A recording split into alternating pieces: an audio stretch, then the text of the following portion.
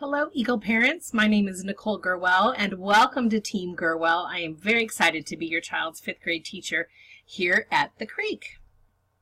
Here's a little bit about me. I've been teaching since 2013. Prior to that, I was a television reporter for 15 years, most recently at NBC Action News. Yes, the kids do like to Google me at the beginning of the year. I joined the 5th grade team at Clear Creek in 2016, but before that I was teaching 4th grade and I was an instructional coach in the Tonganoxie School District. I have a bachelor's degree from the University of Nebraska, a master's in educational leadership from Pitt State, and I continue to work on my PhD in curriculum and instruction. I was honored to be recognized as the KSDE Teacher of Promise, also the State Horizon Award winner, and the 2018 Clear Creek Teacher of Excellence. These are the other G's. My family has lived in Gray Oaks for 13 years now. My husband Owen works at Garmin. Morgan, my daughter, she attends the University of Nebraska, majoring in biology. Go Big Red. Caden attends Mill Valley. Go Jags. That's where he plays football and golf and absolutely loves going to school. And I am also the girls' tennis coach over at Mill Valley. So right now, if you could go ahead and get out the parent playbook, this is your guide to everything Team Gurwell. It's the folder I gave you at back to school night. If you weren't able to come to back to school night, it should be in your child's backpack. So here's a look inside. All of these things on the right are things that you need to return to me as soon as possible. So go ahead and take your time and fill them out accurately. I want to know as much about your kiddos as humanly possible, but be sure to have them bring them back at least by the end of the first week of school, so I have your correct contact information and so I know as much as I can about your kiddos. Yes, that is my cell phone. Please go ahead and add that to your contacts. I want you to be able to reach me night or day. It really does not bother me. In fact, I think that communication is so important, especially when it happens as quickly as we discover a problem. So that is my cell phone number. You may text me, you may call me, you may email me. I will answer the phone if I am near it. Otherwise, I'll get back to you and just let you know that it's going to be a little bit, but I will get back to you for sure that night. All I ask is that you keep this information away from your kids. As much as I love them, I don't want to hear from them. I want to hear from you. However, if they do have a question about homework or something and you call and initiate the call and tell me it's okay to talk to your kids, I'd be happy to talk to them on the phone. This little flip book here is something that I really hope that you keep someplace, like maybe in your junk drawer in the kitchen or someplace where you just have access to everything. It includes all sorts of things like our daily schedule if you want to come and have lunch with your kid or something like that. It tells you what time to come. It also has all of my classroom policies in it so that there isn't any sort of miscommunication in the future. So please be sure to read through that and just hang on to it. So in 5th grade, it is all about the food. So we're talking, of course, about snacks. Snacks are welcome in my classroom. In fact, I really appreciate when you send snacks with your kids. They just need to be nut-free because we always have somebody who has a nut allergy in the grade, and relatively healthy. So you don't have to bring, a tomato salad, but I would prefer that over Snickers bars. Otherwise, I will hop them off on caffeine and then send them back to you later that evening. Maybe not, but still. Relatively healthy would be great. And also if you could send them with a labeled water bottle and something we can keep at school. Water and hydration is incredibly important, just like snacks are, for keeping kids focused and helping them learn academically. So I will send those home on Friday to be cleaned, and then they'll come back on Monday. And birthdays. It's the last year that your child gets to celebrate their birthday at elementary school, so we want to make sure that everybody gets an opportunity to do that. So if you do send in a birthday treat, please make sure that it's ready to serve, which means it's all cut up. We don't keep large knives in our classroom for a reason. And also, again, make sure they're nut-free. Please send plates or napkins, something that I can serve the dessert on, simply because I just don't keep those things around in my classroom. And we celebrate half birthdays too, so think about when your child's half birthday is and you can send in a snack that day. Okay, so number one question I always get asked, where in the world are the desks? So my classroom is set up with something that's called flexible seating. Flexible seating is kind of based a little bit off of the Starbucks design. When you go in, I spent a lot of time at Starbucks when I was getting my master's degree, and one of the things that I noticed is sometimes, people would gravitate towards something where they worked best. Maybe it's the big comfy chairs, maybe it's the table that's more like a desk. Maybe it's someplace away in a corner, away from everybody else. And so everybody knows kind of where they work best. And people work best when they're comfortable, when they feel like it's a home atmosphere. And so that's why I decided to do flexible seating. I guess we've been doing it for a couple of years now. Is it research-based? Yes, it is. In fact, more and more research is being done every day on flexible seating, and the research is all very positive. It is especially good for students with ADHD because they're getting to sit in a new place. It is really good for students who are shy because they're getting to meet new and different people every single day, and there isn't assigned seating, so they don't get stuck in places. I'll tell you how I do that in a second. And it's really good because these kids are able to collaborate a lot better because all of these seats are movable. So they will be in one seat at one moment, they'll be someplace else in another moment. It's just really, really a cool thing to watch. We do spend the first 2 weeks going over our rules for flexible seating, and they will sign a contract. And if it isn't working for them, then I can move them at any time. Do the students get sleepy? Yes, the students get sleepy, especially if they don't get enough sleep at night. But that is the only reason. Flexible seating does not make your student any more sleepy than desks would. Do the students socialize more? I hope so. I hate a quiet classroom. I think collaboration, especially when students are socializing and talking about the subject at hand, is incredibly important.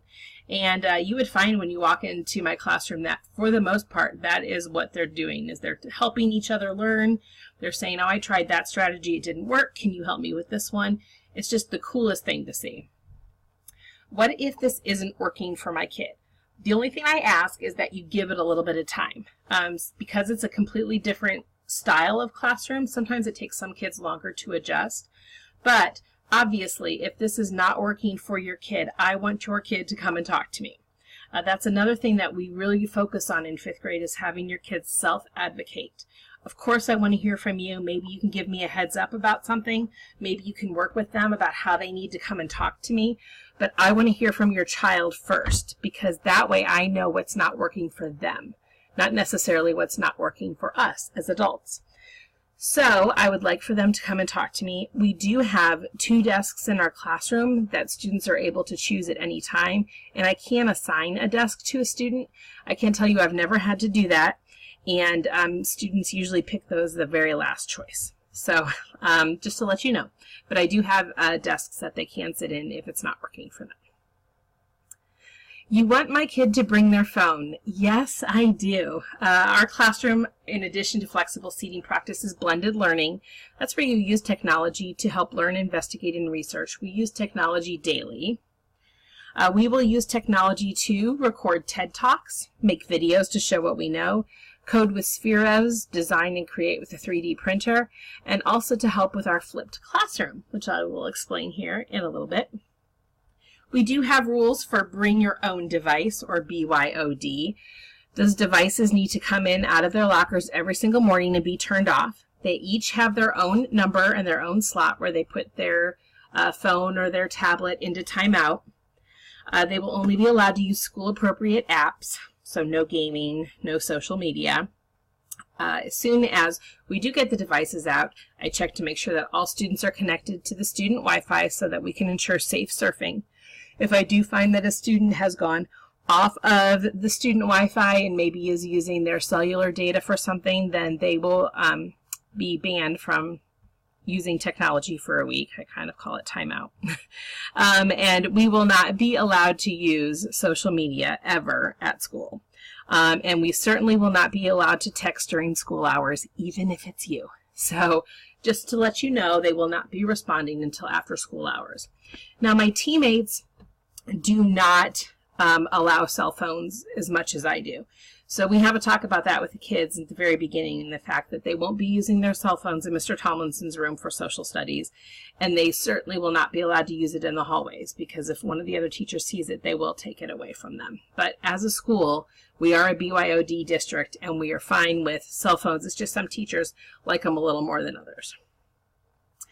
Okay, teamgurwell.com. You want to make this your homepage for the entire 5th grade year. This is how I communicate with you. So it is incredibly, incredibly important that, number one, you go to teamgurwell.com if you did not do this on back to school night, and you subscribe to Team Gurwell here to the highlight reel by email. So you're going to click on that. You are going to type in your email address. You're going to type in a code to ensure that you're not a robot. And then you will actually get an email to that email address that you have to confirm that you want email updates from teamgurwell.com. So it's a kind of a 3-step process. You have to do all 3 steps. But as soon as you do that, anytime I update the website, you're going to get an email just letting you know about it. So you can click directly from that email to the website.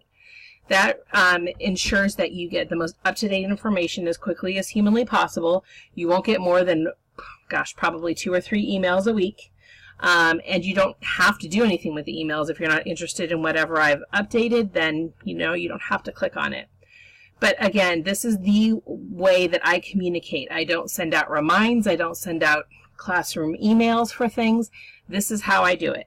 So I really hope that you come here for lots of different reasons. But kind of as a little bribe, as soon as you confirm your email, I'll send you the Sign Up Genius for conferences. So if you want to be in, get your first time for conferences, you want to sign up pretty quickly. Also down here, this is a list of events that are coming up at the Creek. Book fairs, field trips, those kinds of things. If you click under parent documents, those are all the documents I sent home for back to school in case the dog ate them. Maybe, field trip permission slips, anything that gets sent home for you to sign. If it doesn't come home to you, you can print it off here. Here is our agenda that it will tell your students and you every single night what homework they have.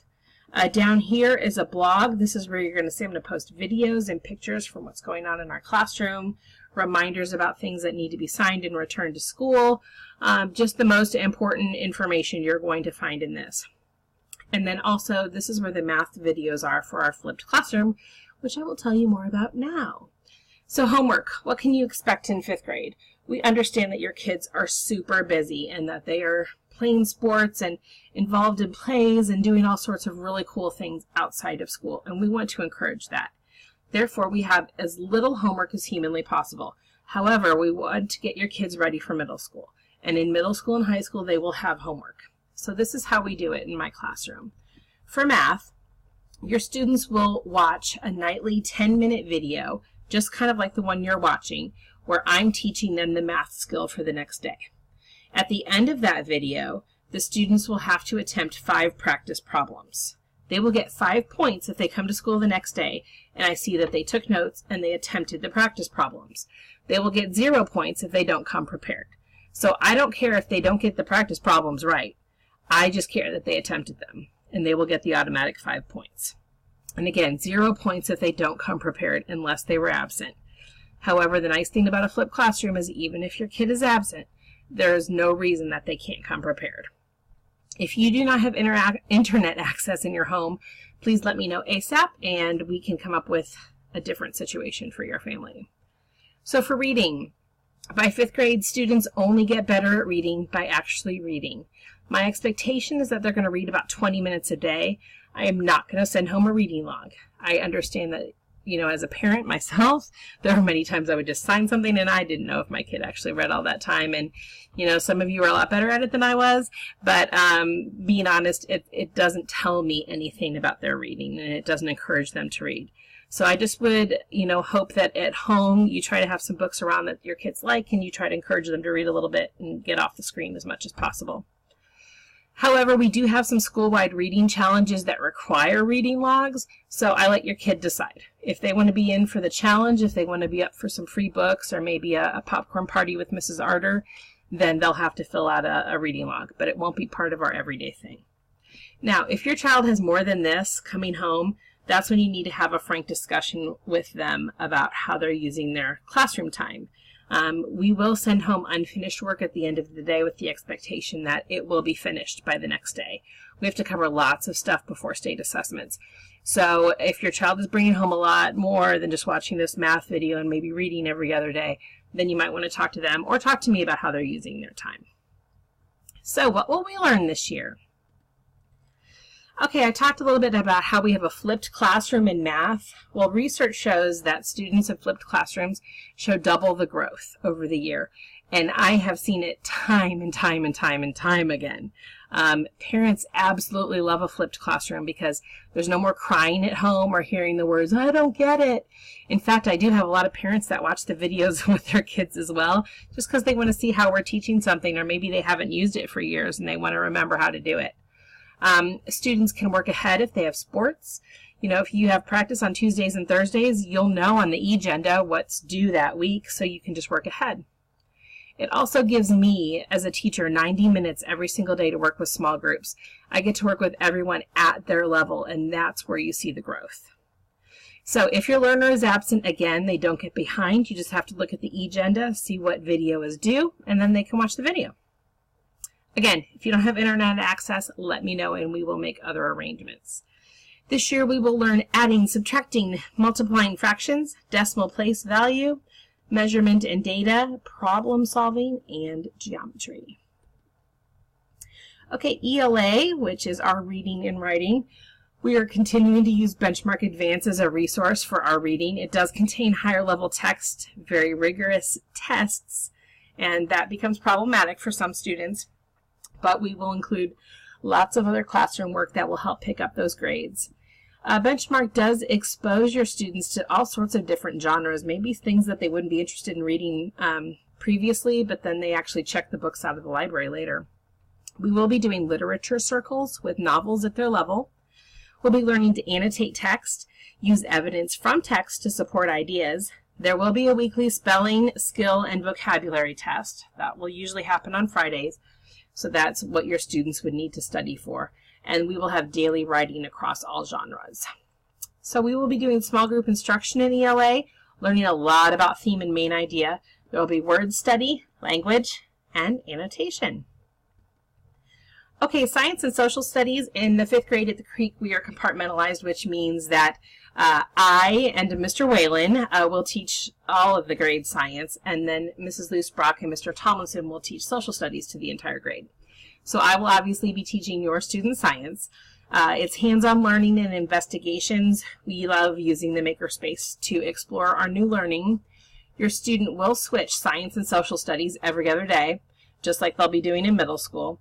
And we do teach the NGSS standards for science, and we will take a science state assessment at the end of 5th grade. In science this year, we will learn about engineering, design, and coding, Earth's systems, space systems, matter properties, and ecosystems. In social studies, again, I told you that was taught by Mrs. Loosebrock and Mr. Tomlinson. Mr. Tomlinson will be teaching your kids. We love doing this because it allows students to experience different teachers and different teaching styles to prepare for middle school. Mr. Tomlinson and I team up because he has flexible seating as well. He uses kid-friendly newspapers that help bring history alive. He does a lot of project-based learning projects. My kids just absolutely love their time in social studies and come back telling me about all the fun stuff they do. Now, also, we are getting you ready for middle school as well. So if you have questions about social studies, please don't contact me. Contact Mr. Tomlinson. His contact information is on my website as well. In social studies, they'll learn about Native Americans, explorers, American Revolution, the New World, and government. Okay, again, I am so excited to see all of you and to work with you this year. If you want to follow us on YouTube, this is our YouTube channel, Nicole Gurwell. Follow me on Twitter at Hey Mrs. G. And of course, our team website is where you're going to find all of that information. Please contact me anytime you need something, and I really appreciate you watching this video. Have a great night.